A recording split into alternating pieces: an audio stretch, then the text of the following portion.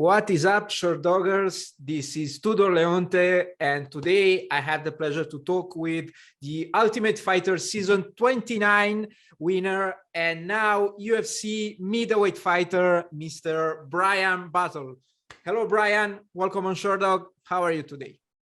I'm doing well, man. I'm doing well. Happy to be here. Thank you for having me. Where are you right now? How are you? What are you doing? I'm at my apartment. I'm in between training sessions. I'm holding my newborn son. You know what I'm saying? Talking to the media a little bit. You know, doing a little bit of that. You know. I actually saw on your Twitter, I believe on your Twitter feed, that you recently became father. So my congratulations for that. How has your life changed since? Man, it's hard to put it into words. You know what I'm saying? People who've had children, they'll know what I'm talking about. You know, it's like you know, a lack of sleep sometimes. You know what I'm saying? You know, your heart. You know what I'm saying? Like caring about something. You know what I'm saying? And like really passionately. You think you're ready for that, and then you have a kid, and you're like, wow, man, this is crazy. I love this little kid so much. You know what I'm saying? And I've just met him, you know. I mean, for me, you know, it's cool. You know, you go through this with your spouse, and you know, you can't help but to get closer with your spouse. You know, going through the struggle of raising a child together. You know, it's a blessing, but it's also, you know, hard. You know, especially if you're trying to do it right. So, you know, I've had to grow up a lot in a lot of ways that I didn't realize I had to grow up, and you know, it's just been an overall, you know, good experience. You know, I've learned a lot. What's the name of your son, I believe, right? Miles. Well, my best wishes for both of you, sir. Let's talk a little bit about MMA. You are scheduled to face Tresean Gore on the upcoming UFC card on February the 5th. You already know your next opponent pretty well, and actually you two were supposed to clash back in August. Have you changed your strategy, or have you changed something in your training camp in preparation for this fight? Well, with this fight with Tresean, you know, there's obviously been things that, you know, we're looking to exploit that, you know, is specific to Tresean. But overall, I mean, you know, the approach I have for this training camp isn't different from any of the approaches I've had for any of my training camps prior to this. You know what I'm saying? I always train like I'm fighting the biggest fight of my life every time I get ready for a fight. So from that perspective, no, mentally, but I will say that I've been able to just train more and focus on more, a lot of small things that, you know, I've always wanted to work on and always get better at. And so, yeah, man, it just overall fight camp, I'm coming into this fight the best version of myself ever. So it's not because I did anything specifically, but it's just because I've had more time and, you know, more opportunities to train. Who are your main sparring partners for this fight? Well, my big bro, Roger, he's always going to be one of my main sparring partners. He's been one of those guys that's been working with me ever since I was an amateur. He's a pro fighter. We have this great young guy named Upright. He's been helping me a lot. He's a great look for Tresean, and, you know, just physically a great look for Tresean.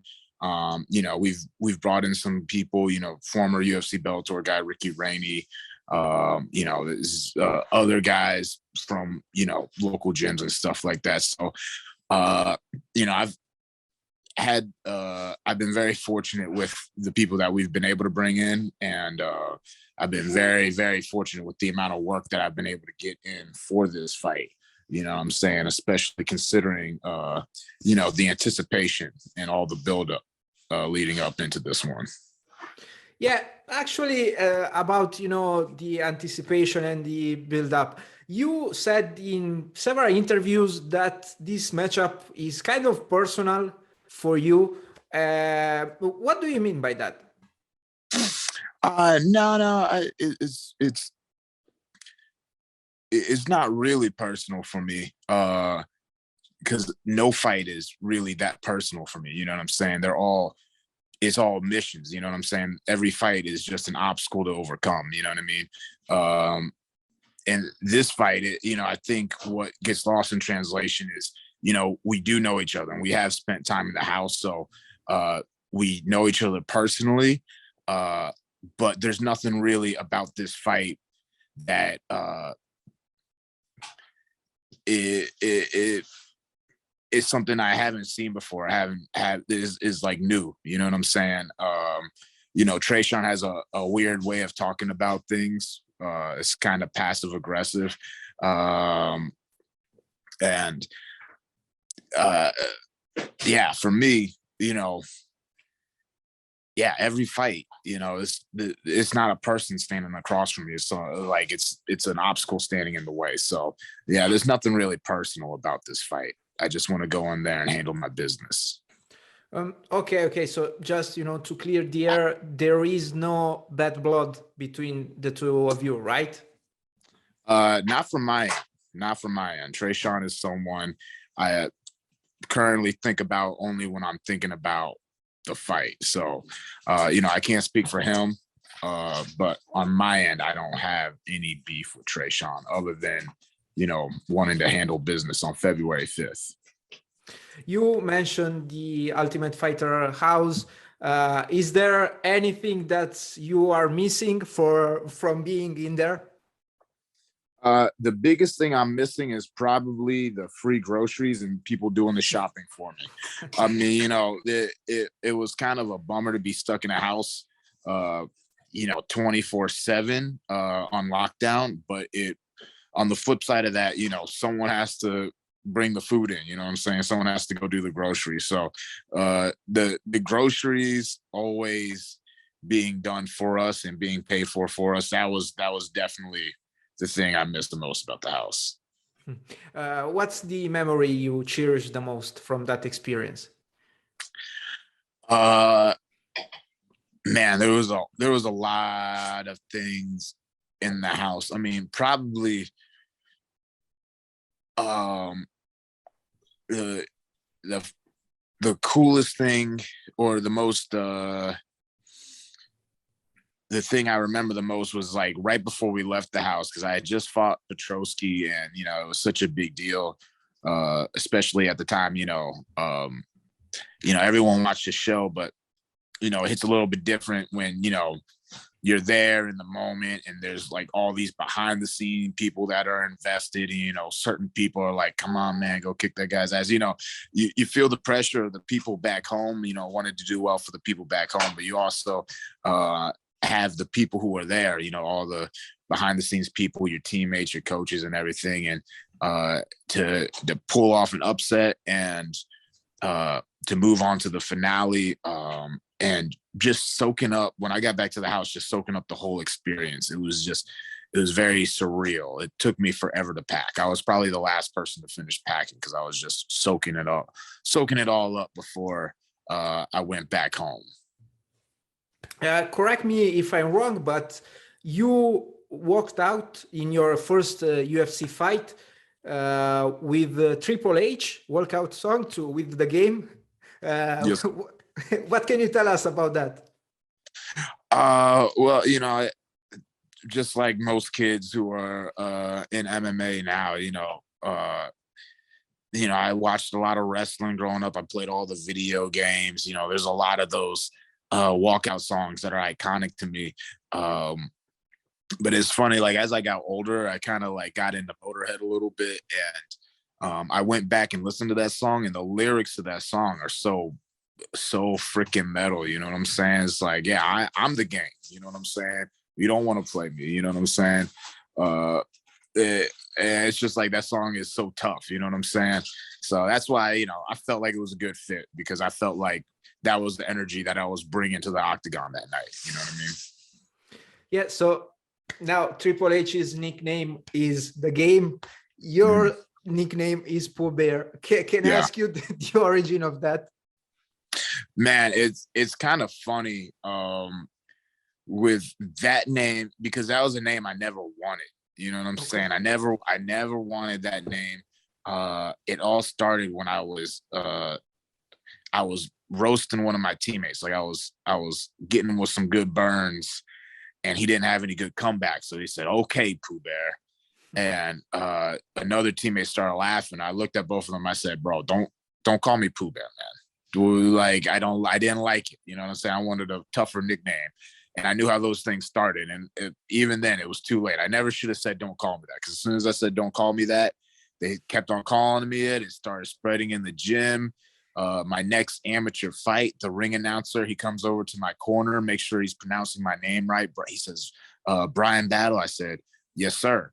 And my coach, I left the nickname thing blank. So it was just Bryan Battle. And my coach leans over and he whispered to him, he said, "His nickname's Pooh Bear." And the guy was like, "You got to be shitting me, right?" And he was like, "No." He's like, "That's the best fucking thing I've heard all day." And so, he went back. They announced me as Pooh Bear. They made a bunch of Winnie the Pooh jokes while I was fighting. It was pretty funny. So after that, that's when I decided to kind of run with it. You know what I mean? Yes, sir. That is actually a pretty funny story. What can fans expect from you in your next fight?